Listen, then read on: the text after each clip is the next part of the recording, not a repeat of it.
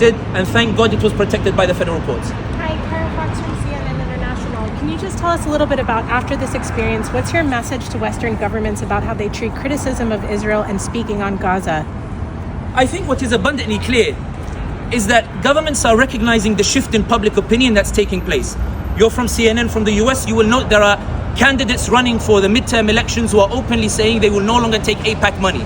Being aware that it is no longer something that is a political asset because of the shift in public opinion, because ordinary Americans, good Americans with good hearts, who saw those images of those children being slaughtered, were so moved by it that they have decided to take a principled position against genocide. This is what I meant when I said it's not about me. What they are upset about is not what Sami Hamdi says. They're upset that Americans are waking up, that Americans are moving, that Americans are mobilizing, and there is now a hysterical push in multiple Western capitals by an extremist lobby to silence voices of truth because people are listening. So my message to Western governors is embrace this shift in public opinion.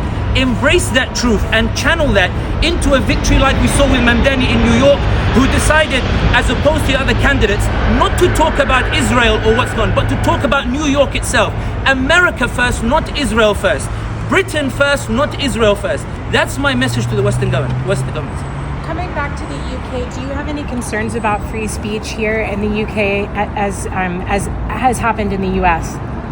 I think that one of the things that I admire about the UK, and indeed in the US, is that for all of the accusations that were thrown, the rule of law still stands. Twice they went to the federal courts in the US to try to push an accusation, and twice the federal court said it is unsubstantiated. Even in the UK here, despite the efforts of an extremist lobby to silence and restrict the freedom of speech of ordinary British citizens, of ordinary Americans, the courts continue to stand in their way because of the rule of law. I have faith in the rule of law. I had faith in the federal judges. I had faith in the court system, and my faith was rewarded. I am exonerated, and I'm here in London, and I'm hoping to play seven-a-side football on Sunday. Maybe take one more question perhaps.